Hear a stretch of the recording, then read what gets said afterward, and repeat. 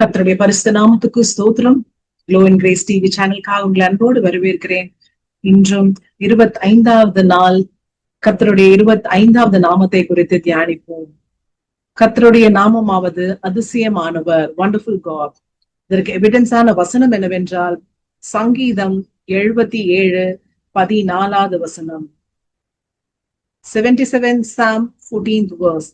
அதிசயங்களை செய்கிற தேவன் நீரே, ஜனங்களுக்குள்ளே உம்முடைய வல்லமையை விளங்க பண்ணினேன். அதிசயம், அதிசயம்னா என்ன? லைக் மிராக்கிள், அற்புதங்கள், இதெல்லாம் சொல்லுவான் இல்லையா? சோ இதற்கு ஈக்குவலான ஒரு வசனம் ஏசியா 9வது அதிகாரம் 6வது வசனம். நமக்கு ஒரு பாலகன் பிறந்தார், நமக்கு ஒரு குமாரன் கொடுக்கப்பட்டார், கர்த்தத்துவம் அவர் தோளின் மேல் இருக்கும், அவர் நாமம் அதிசயமானவர். சோ ஏசாயா தீர்க்கதரிசி மூலமாய் கர்த்தர் இயேசு கிறிஸ்துவ பத்தி வெளிப்படுத்துகிறார் இல்லையா? சோ இயேசு கிறிஸ்துவ எதற்காக பூமிக்கு அனுப்பினார்? மனுஷர்களுடைய பாவங்களை தீர்க்கறதுக்காக ஆண்டவர் கிறிஸ்துவ உலகத்துக்கு அனுப்பினார். இப்படிப்பட்ட அன்பு யாராலையுமே செய்ய முடியாது. மக்களுடைய பாவங்கள் அதிகமாய் போய் கொண்டிருக்குது. மக்களை அழிக்கணும் அப்படிங்கிற ஒரு நிலைமைக்கு ஆண்டவர் தள்ளப்பட்டு விடக்கூடாதுங்கிறதுக்காக, மக்கள் அனைவரையும் பாதாளத்துக்கு தள்ளப்பட்டு கூடாதுங்கிறதுக்காக ஆண்டவர் தன்னுடைய ஒரே பேரான குமாரனாகிய இயேசு கிறிஸ்துவ உலகத்துக்கு தந்து அவருடைய ரத்தத்தினால நம்மளுடைய பாவங்கள் எல்லாம் கழுவப்படணும், நாம எல்லாம் நீதிமான்களாய் மாற்றப்படணும், பரலோகத்தின் நிச்சயத்தை நாம பெற்றுக்கொள்ளணும்னு தான் ஆண்டவர் நம்ம மேல இவ்வளவு ஒரு அன்பை செலுத்துகிறார். இந்த அதிசயமான அன்பு ஒருவராலையும் செய்ய முடியாது. தாய் தன் பிள்ளைகளுக்கு செய்ய முடியாது, பிள்ளைகள் பெற்றோருக்கு செய்ய முடியாது, கணவன் மனைவிக்கு செய்ய முடியாது, மனைவி கணவனுக்கு செய்ய முடியாது. இந்த உலகத்துல எங்கேயுமே அப்படியான அன்பு யாருமே செஞ்சது கிடையாது.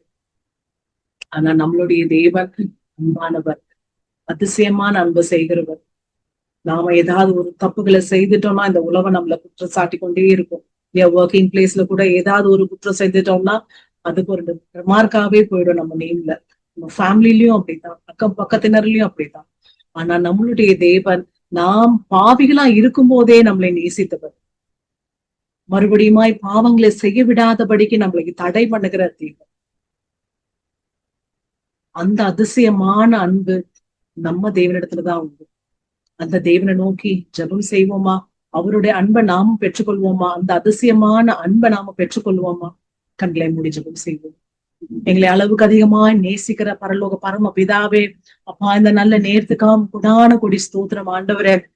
அப்பா அதிசயமானவரே, அப்பா மை ஸ்தோத்தரிக்கிற ஆண்டவர். அப்பா இன்றைக்கும் கூட என்னோடு கூட அமர்ந்து ஜபிக்கிற ஆண்டவரே, தாய்மார்களையும் தகப்பன்மாரையும் சகோதரர்களையும் சகோதரியையும் பிள்ளைகளையும் உங்க கரத்துல ஒப்பு கொடுக்கிற ஆண்டவரே. உங்க அதிசயமான அன்பு எங்களிடத்துல கிரியை செய்யும்படியா ஒப்பு கொடுக்கிறோம் ஆண்டவரே. அப்பா மை ஸ்தோத்தரிக்கிற இந்த உலகத்துல அன்புக்காக ஏங்கி தவிக்கிற மனுஷர்கள் உண்டே கர்த்தாவே. அப்பா மை துதிக்கிற அன்பு கிடைக்கலையே, என்னை யாராவது நேசிக்க மாட்டாங்களான்னு ஏங்கி கொண்டு தவிக்கிற பிள்ளைகள் உண்டு ஆண்டவரே. பெற்றோர்கள் உண்டு, தாய் தகப்பன் உண்டு. அப்பா மை ஸ்தோத்தரிக்கிற ஆண்டவரே. சகோதர சகோதரி உண்டே கர்த்தாவே. ஆண்டவரே உங்க அன்பு உங்களை தொடட்டும் கர்த்தாவே. உங்க அன்பு அவர்களை தொடட்டும் கர்த்தாவே. நீங்க நேசிக்கிறீங்கன்னு ஒவ்வொருவரும் புரிந்து அந்த அன்பினால சந்தோஷமடைய கர்த்தர் கிருபை தாருங்கப்பா. அப்பா கிருபை தாருங்க ஆண்டவரே. அப்பா மை ஸ்தோத்தரிக்கிற அப்படிப்பட்ட அன்பை எங்களுக்கு கொடுத்த கிருபைக்காக உமக்கு நன்றி. அதே அன்பை நாங்களும் வெளிப்படுத்துகிறவர்களாய் மாறத்தக்கதா எங்களை செய்யும்படியாய் ஜெபிக்கிறோம். இயேசுவின் நாமத்தில் ஜெபிக்கிறோம் எங்கள் ஜீவனுள்ள நல்ல பிதாவே. ஆமென், ஆமென். God bless you all. See you tomorrow.